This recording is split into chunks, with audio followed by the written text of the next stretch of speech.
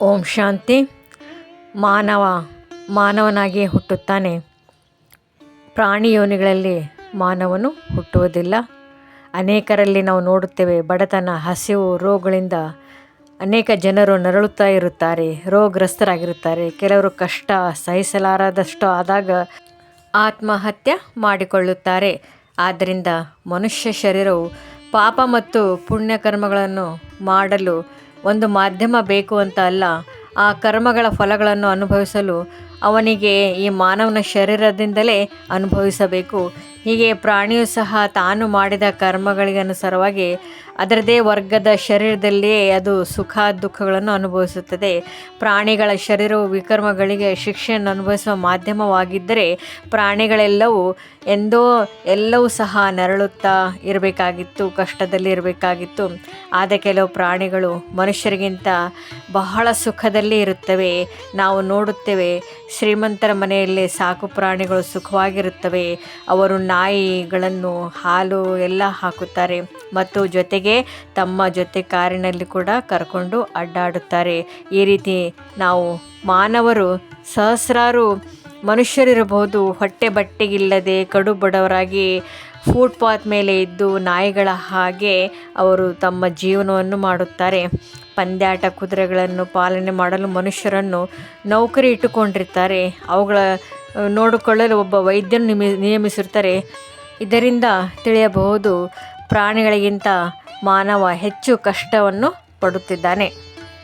ಆದ್ದರಿಂದ ಮನುಷ್ಯಾತ್ಮರು ಪ್ರಾಣಿಗಳಾಗಿ ಪುನರ್ಜನ್ಮ ಪಡೆಯುವ ಹಾಗಿದ್ದರೆ ದಿನ ಪ್ರತಿದಿನ ಹೆಚ್ಚುತ್ತಿರುವ ಪಾಪಕೃತ್ಯಗಳಿಂದ, ವಿಕಾರಿ ಜೀವನಗಳಿಂದಾಗಿ ಪ್ರಾಣಿಗಳ ಜನಸಂಖ್ಯೆಯು ಹೆಚ್ಚಾಗಬೇಕಾಗಿತ್ತು ಮತ್ತು ಮನುಷ್ಯರ ಜನಸಂಖ್ಯೆ ಕಡಿಮೆ ಆಗಬೇಕಾಗಿತ್ತು.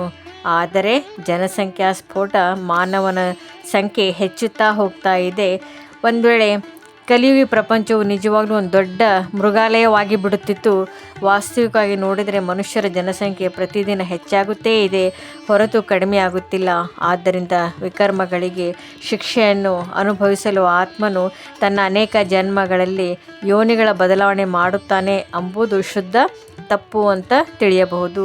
ಕರ್ಮಗಳ ಸಿದ್ಧಾಂತವು ಸರಿಯಾಗಿ ಕಾರ್ಯಗತವಾಗಬೇಕಾದರೆ ಬೇರೆ ಬೇರೆ ವರ್ಗಗಳಲ್ಲಿ ಹುಟ್ಟಬೇಕಾದ ಅವಶ್ಯಕತೆಯೇನೂ ಇಲ್ಲ. ಸುಖ ದುಃಖಗಳನ್ನು ಒಂದೇ ವರ್ಗದ ಯೋನಿಯಲ್ಲಿಯೇ ಅನುಭವ ಮಾಡಬಹುದಾಗಿದೆ.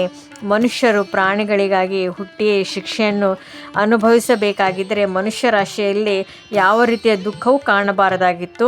ಮನುಷ್ಯನು ಹಿಂದಿನ ಜನ್ಮದ ಕರ್ಮದ ಅನುಸಾರ ಬಡವ ಅಥವಾ ಬಲ್ಲಿದರಾಗಿ, ದೃಢಕಾಯ ಅಥವಾ ನಿಶ್ಶಕ್ತರಾಗಿ ಜನ್ಮ ಪಡೆಯುತ್ತಾರೆ. ಕೆಲವರು ಹುಟ್ಟಿನಿಂದಲೇ ಅಂಗವಿಕಲರಾಗಿರುತ್ತಾರೆ. ಆದ್ದರಿಂದ ಜನನ, ಮರಣ ಮತ್ತು ಅನೇಕ ಘಟನೆಗಳು ಕರ್ಮ ಸಿದ್ಧಾಂತದ ಪ್ರಕಾರವೇ ನಡೆಯುತ್ತದೆ.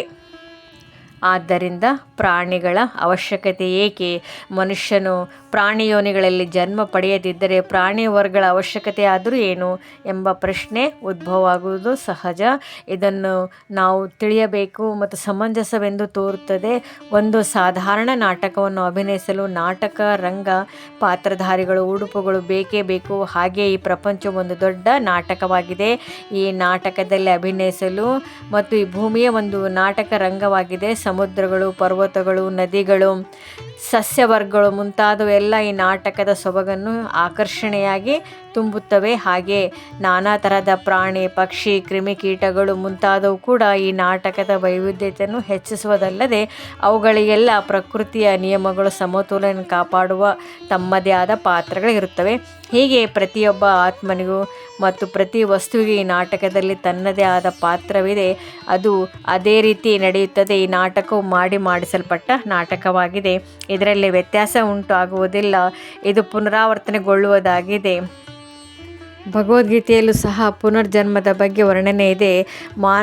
ಮಾನವನಾಗಿ ಹುಟ್ಟಿ ತನ್ನ ಕರ್ಮಕ್ಕೆ ಅನುಸಾರವಾಗಿ ಕಷ್ಟ ಸುಖವನ್ನು ಅನುಭವಿಸ್ತಾನೆ ಎಂಬ ಮಾತು ಸತ್ಯ. ಹಾಗಿದ್ದರೆ ಭಗವದ್ಗೀತೆ ಈ ಒಂದು ಶ್ಲೋಕದಿಂದ ತಿಳಿಯಬಹುದು. ವಾಸಾಂಸಿ ಜೀರ್ಣಾನಿ ಯಥಾ ವಿಹಾಯ ನವಾನಿ ಗೃಹ್ಣಾತಿ ನರೋಪರಾಣಿ ತಥಾ ಶರೀರಾಣಿ ವಿಹಾಯ ಜೀರ್ಣಾನಿ ನಮ್ಯಾನಿ ಸಂಯಾತಿ ನವಾನಿ ದೇಹಿ. ಅಂದರೆ ಆತ್ಮವು ಪುನರ್ಜನ್ಮದಲ್ಲಿ ಬರ್ತದೆ. ಒಬ್ಬ ಮಾನವ ಹೇಗೆ ವಸ್ತ್ರವನ್ನು ಬೇರೆ ಧರಿಸಿ ಇನ್ನೊಂದು ವಸ್ತ್ರವನ್ನು ಬಿಟ್ಟು ಹಳೆಯ ವಸ್ತ್ರವನ್ನು ಬಿಟ್ಟು ಹೊಸ ವಸ್ತ್ರವನ್ನು ಧರಿಸುತ್ತಾನೆ. ಅದೇ ಪ್ರಕಾರ ಜೀರ್ಣವಾದ ಶರೀರವನ್ನು ತ್ಯಜಿಸಿ ಆತ್ಮ ಮತ್ತು ಮರು ದೇಹವನ್ನು ಅಥವಾ ವಸ್ತ್ರವನ್ನು ಧರಿಸುತ್ತಾನೆ ಎಂಬ ವರ್ಣನೆ ಇದೆ. ಇದರಿಂದ ತಿಳಿಯಬಹುದು ಮನುಷ್ಯಾತ್ಮರು ಪುನರ್ಜನ್ಮದಲ್ಲಿ ಬರುತ್ತಾರೆ. ಓಂ ಶಾಂತಿ.